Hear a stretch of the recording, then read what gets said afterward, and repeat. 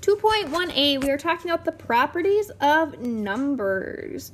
So, just to warm up here, we can review our integer operations. So if we had negative 10 plus 20, well, that's 10 negatives and 20 positives, which would leave us with 10 positives. Number 2, 15 minus a negative 5, well, 2 negatives, right? Minus a negative, that undoes each other, that becomes positive. So 15 minus a negative 5 is actually 15 plus 5, which is 20. Negative 3 minus 5, well, I've got 3 negatives, and then another 5 negatives, which is 8 negatives altogether. Negative 25 plus a negative 35. Again, I spent $25 and then I spent $35, so altogether I am down $60 today. 14 plus a negative 3, well, this is the same as 14 minus 3, which is 11. 20 minus a negative 10. You got a lot going on here. So minus a negative, remember that's our plus, so this is really negative 20 plus 10. 20 negatives, 10 positives, 10 of them cancel out, and we're left with 10 negatives. 15 plus a negative 5, well, that's really 15 minus 5, which is 10. Negative 3 plus a negative 5, again, you could think of that as negative 3 minus 5. Either way, you have 8 negatives, so negative 8. Okay, so our properties of numbers. These are kind of the rules that make up math. They are why things work the way they work. So we're going to start off with the commutative property. The commutative property basically says we can flip things in certain situations. So let's take a look at this. If we wanted to find the sum of 4 plus 5, well, 4 plus 5 is 9, and 5 plus 4 is also 9. So what do we notice? We notice that 9 is equal to 9. They're the same. All right, how about the product? Negative 2 times negative 4. Well, a negative times negative is a positive, and 2 times 4 is 8. Negative 4 times negative 2. Negative times negative is a positive. 4 times 2 is still 8. What do we notice? 8 equals 8. So again, we get the same thing. Find the difference between 8 minus 12. Okay, so 8 minus 12 would be negative 4, and 12 minus 8 is a positive 4. What do we notice? Negative 4 is not the same as positive 4. These are different. And the quotient, 12 divided by a negative 2. Well, a positive divided by a negative is negative. 12 divided by 2 is 6. Negative 2 divided by 12, I'm going to write this as a fraction. Right? We could simplify that to negative 1/6. What do we notice? Negative 6 is not equal to negative 1/6. So again, they are different. So overall, what did we learn? We learned that we can flip our terms when we're adding or when we're multiplying, and we can end up with the same answer. We also learned that we cannot flip them in subtraction or division.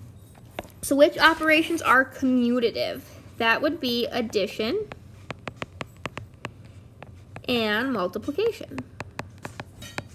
So again, commutative means you can switch your numbers around, right? Switch what's first and what's second, but you'll get the same answer. So only addition and multiplication are commutative. Example 2 is the associative properties of addition and multiplication. Associative properties say we can group numbers in addition and multiplication problems without changing the answer. So for example, if we had something like 4 plus 2 plus 6, the associative property says that this is equal to 4 plus the quantity of 2 plus 6. So notice that the numbers I grouped are different. In the first one, 4 plus 2 is grouped. In the second one, 2 plus 6 is grouped. Okay? So let's see if these are equal to each other. I'm going to do my parentheses first. 4 plus 2 is 6. Plus 6 is 12. Okay? Well, then over here, we have 4 plus 2 plus 6. Well, 2 plus 6 is 8. 4 plus 8 is also 12. 12 is equal to 12. So they're the same. So that's what the associative property of addition. Notice how it says addition and multiplication. Again, like the commutative property, this is something that only works for addition and multiplication. Let's look at a multiplication one really quick. If we had 2 times 4 times 3, and then 2 times 4 times 3. Well, 2 times 4 is 8, times 3 would be 24. And then over here, 4 times 3 is 12, 2 times 12 is 24. So again, associative says we can group numbers differently, but we end up with those same answers at the end. Example 3 is the multiplicative property of 0. Basically, we're saying what happens when we multiply by 0. And you could double check these in your calculator, but we're saying 3 times 0. So we want 3 0 times, which is just 0. 0 times negative 5, well again, we want 0 groups of negative 5, so that would be 0. 100 times 0 is 0. So basically what we found is that any number times 0 equals 0. That is the multiplicative property of 0. Okay, let's keep moving here. We've got 3 more. We've got the additive inverse. So if you think about the inverse means the opposite. So we're saying what happens if we add a number and its opposite together. So for example, negative 3 plus 3. Well, this is saying that we have 3 negatives and 3 positives. All of those are going to cancel each other out, and we're just left with 0. If I had 5 plus a negative 5, well, again, I've got 5 positives and 5 negatives. All of those cancel out. 5 plus negative 5 is just 0. Negative 100 plus 100, well, I've got 100 negatives and 100 positives. So since I have the same number of each, they will all cancel out, which means this is 0. So we find that any number plus its inverse or opposite equals 0.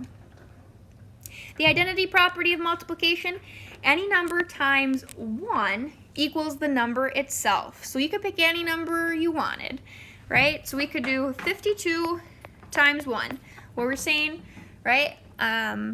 52 times 1 is just 52. We could do negative 107 times 1. That's just negative 107. We could do 1 times 18.634 repeating.